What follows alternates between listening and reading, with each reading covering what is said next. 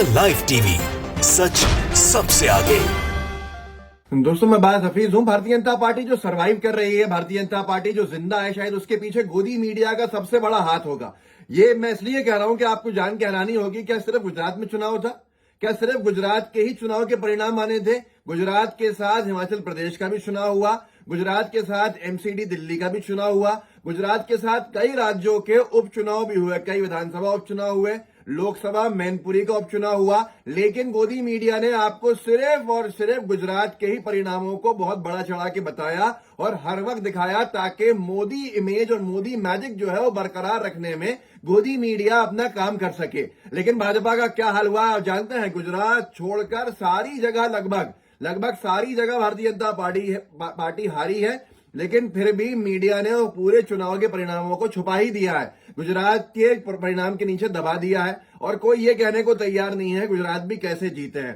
हंसराज मीना ने लिखा है और बहुत से लोगों ने लिखा है कि बीजेपी हिमाचल हार गई, दिल्ली में एमसीडी में हार गई जहां 15 साल से थी, राजस्थान उपचुनाव हार गई, छत्तीसगढ़ उपचुनाव हार गई, उड़ीसा उपचुनाव हार गई, गुजरात को छोड़कर मैनपुरी संसदीय सीट हार गई, खतौली उपचुनाव हार गई। गुजरात को छोड़कर बीजेपी सभी जगह पर हार गई। लेकिन मीडिया आपको सिर्फ गुजरात ही दिखाएगा।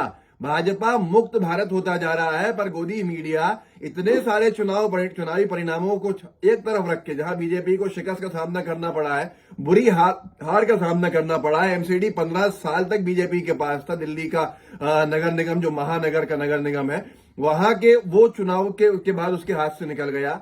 हिमाचल प्रदेश एक महत्वपूर्ण राज्यों में आता है, वो चुनावी परिणाम में बीजेपी के हाथ से निकल गया।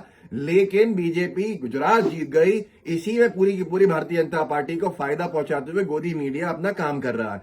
और यहां तक कि कोई बात नहीं कर रहा है खतौली में क्या हुआ, कोई बात नहीं कर रहा है कि किस तरह से रामपुर में मतदाताओं को रोका गया था, जिस सीट पे 75% मतदाता है। उपचुनाव जितनी जगह हुए हैं, वहां पर रामपुर का उपचुनाव भारतीय जनता पार्टी जीती है, और एक बिहार में एमआईएम ने वोट काट दी है। और रामपुर में आपको मैंने इससे पहले भी दिखाया था, मतदान के दिन भी दिखाया था, कैसे मुस्लिम मतदाताओं को परेशान करके रोका गया, पुलिस का दुरुपयोग किया गया। वहां निरंतर लोग ये आरोप लगा रहे हैं। और उसके बाद भारतीय जनता पार्टी एक ऐसी सीट पर जहां 75% मुस्लिम वोटर है, वहां से पहली बार चुनाव जीत जाती है। इस पर चर्चा नहीं हो रही है, क्योंकि अगर होगी तो बेनकाब हो जाएंगे। लेकिन महत्वपूर्ण था, राजस्थान में इतने बड़े बड़े दावे ये कर रहे हैं कि राजस्थान में कांग्रेस के अंदर सब कुछ ठीक नहीं चल रहा है, फिर भी राजस्थान का उपचुनाव भारतीय जनता पार्टी हार जाती है। क्या आपको मालूम भी है राजस्थान में उपचुनाव हो रहा था? क्या आपको मालूम है कि उड़ीसा में उपचुनाव हो रहा था? किसी को मालूम है कि किस तरह से मैनपुर संसदीय सीट जो है, वहां डिंपल यादव ने बीजेपी से डबल वोट हासिल करके चुनाव जीता है? किसी ने आपको इसका जिक्र तक नहीं किया है। आपको यह तक नहीं मालूम कराया गया, ये नहीं बताया गया मीडिया के द्वारा कि छत्तीसगढ़ में भी एक उपचुनाव हो रहा है। आपको ये भी नहीं कहा गया कि एमसीडी में 15 साल के बाद बीजेपी अगर हार गई है तो कैसे दावा कर रही है कि वो महापौर अपना बना लेगी। ये सारी की सारी चीजें बहुत कुछ बताती हैं कि भारतीय जनता पार्टी की कोई आंधी नहीं आई है, बल्कि भारतीय जनता पार्टी की तबाही आई है। इस पूरे के पूरे चुनावी सीजन में जो परिणाम आए हैं, ले देकर एक चुनाव भारतीय जनता पार्टी एक राज्य जीती है और बाकी सब कुछ हार गई है भाजपा। पहले एमसीडी में भी भाजपा थी, हिमाचल प्रदेश में भी भाजपा थी, और गुजरात में तो भाजपा थी। सिर्फ गुजरात बचा पाई है। सारे लगभग उपचुनाव हिमाचल प्रदेश एमसीडी बीजेपी के हाथ से निकल गया। लेकिन साहब, ये मोदी मैजिक है, और गुजरात में जो प्रचंड जीत है वो मोदी जी का जादू है। गोदी मीडिया कहते नहीं थक रहा है। पुनीत कुमार ने भी लिखा है और 2 पोस्टर साझा किए थे दोपहर में। ये दोनों के ऊपर अगर आप देखेंगे तो आपको समझ में आएगा गोदी मीडिया अपना काम कैसे करता है मोदी जी की छवि को बनाने के अंदर। पुनीत लिखते हैं, अमित देवगन को देखिए, दिल्ली के एमसीडी चुनाव में नड्डा जी का पोस्टर चिपका रहे हैं, गुजरात इलेक्शन में मोदी जी का पोस्टर चिपका रहे हैं। आप खुद देखिए कि अगर दिल्ली हार गई भारतीय जनता पार्टी, क्योंकि एक दिन पहले उपचुनाव का परिणाम आ रहा था, एग्जिट पोल्स ने दिल्ली के अंदर एमसीडी में आम आदमी पार्टी को जीतता हुआ दिखाया था और गुजरात में बीजेपी को जीतता हुआ दिखाया था। तो इन्होंने क्या किया, ये दोनों पोस्टर्स देखिए कि एमसीडी का जनादेश 2025 के लिए संदेश, सवालिया निशान है, आर पार के डिबेट करेंगे अमित देवगन। और उसके अंदर क्योंकि एमसीडी बीजेपी हार रही थी, तो इन्होंने मोदी जी की तस्वीर ही वहां से हटा दी और जेपी नड्डा जी की चिपका दी कि ये हार का क्रेडिट जो है और जिम्मेदारी बीजेपी के अंदर जेपी नड्डा को जाएगी। लेकिन जहां गुजरात बीजेपी जीतती हुई दिख रही थी एग्जिट पोल में, न्यूज 18 में अमित देवगन ने लिखा एग्जिट पोल का एग्जैक्ट विश्लेषण, और नीचे जो पोस्टर है कि किसे मिलेगा जनादेश, क्योंकि वहां गुजरात में बीजेपी को जीतता हुआ दिखाया जा रहा था अच्छे मतों से, तो मोदी जी की तस्वीर चिपका दी गई है। अब आप खुद बताइए कि इस तरह से सिर्फ और सिर्फ ताली कप्तान की है पर गाली कप्तान की नहीं है। इस पूरे के पूरे जो एक सिस्टम है उसके ऊपर चला जा रहा है।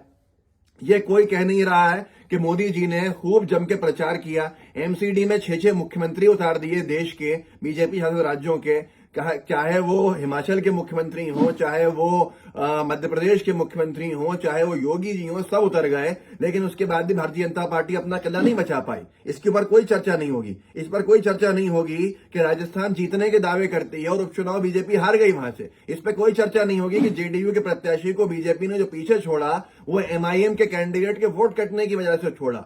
इसके ऊपर कोई चर्चा नहीं होगी कि लगभग सर्वाधिक सीट्स के ऊपर बीजेपी को फायदा आम आदमी पार्टी ने गुजरात में पहुंचा दिया वोट काट के, नहीं तो बीजेपी कहां जाती। पर चर्चा होगी कि गुजरात में बीजेपी की प्रचंड जीत हो गई। ये हैरान कर देने वाली बात है कि ऐसा चुनाव परिणाम आया है जिसके ऊपर बीजेपी को शोध करना चाहिए, बीजेपी को रिसर्च करनी चाहिए, चिंतन करना चाहिए, उनकी समितियां बैठनी चाहिए कि गलती कहां हो गई थी। अगर आप उपचुनाव को छोड़ भी दें जो लगभग बीजेपी हारी है, अगर हम 3 बड़े चुनाव देखें तो एमसीडी दिल्ली और हिमाचल प्रदेश और उसके साथ साथ गुजरात, ये तीनों जगह भाजपा का कब्जा था। और इन तीनों जगहों पर चुनावी परिणाम के बाद सिर्फ भाजपा कहां बची? गुजरात में। एमसीडी में भाजपा साफ हो गई और ऐसे ही हिमाचल प्रदेश में कांग्रेस जीत गई। कांग्रेस के 2 मुख्यमंत्री थे, अब 3 हो जाएंगे, भाजपा के 1 मुख्यमंत्री कम हो जाएंगे। लेकिन भारतीय जनता पार्टी ने बहुत बड़ा काम किया। तो ये होता है नरेटिव बनाना, ये होता है परसेप्शन बनाना। जरा इस खेल को आप भी समझिए और कम से कम बेनकाब करने के लिए लोगों को आगे तक इस वीडियो को बढ़ा के बताइएगा और सवाल जरूर पूछिएगा कि ये जीत है या इतनी बड़ी हार है, ये प्रचंड जीत है या प्रचंड हार है, किसको किस तरह से भ्रमित किया जा रहा है, इसे साफ समझ में आएगा। इस वीडियो को आगे बढ़ाइए, व्हाट्सएप ग्रुप्स होंगे उनमें शेयर कीजिएगा और साथ में लाइव टीवी को सब्सक्राइब भी कीजिएगा, बेल आइकन भी दबाइएगा ताकि आप जनता को बता सकें कि आखिर ये पूरा का पूरा खेल जो हुआ है वो किसके इशारे पे हो रहा है, गोदी मीडिया किसके लिए काम कर रहा है और गोदी मीडिया क्यों जहां हार रही है भाजपा उसका जिक्र नहीं कर रही है। और साथ में अगर बड़े जगह पे जहां चुनाव हारी है बीजेपी तो वहां नड्डा जी, मनोज तिवारी जी और दूसरे लोकल नेता वो जिम्मेदार हैं। लेकिन अगर गुजरात में जीती है तो न मुख्यमंत्री जिम्मेदार है, न पूर्व मुख्यमंत्री जिम्मेदार है, न कोई लीडर जिम्मेदार है। सिर्फ और सिर्फ अगर कोई है जिसको श्रेय जाता है तो गोदी मीडिया के हिसाब से मोदी जी को जाता है और हार का श्रेय जाता है जेपी नड्डा साहब और लोकल लीडर्स को। इस पूरे खेल को जब आप समझ जाएंगे तो आपको समझ में आ जाएगा कि हालात क्या है बीजेपी के वाकई में और क्या दिखाया जा रहा है। तो जरूर आगे फैलाइएगा इस वीडियो को, लोगों से सवाल भी कीजिएगा और लोगों से भी कहिएगा कि लोग इस वीडियो को आगे फैला के और पूछे सवाल कि आप हकीकत को जानते हैं या नहीं जानते। जय हिंद, जय भारत। द लाइव टीवी, सच सबसे आगे।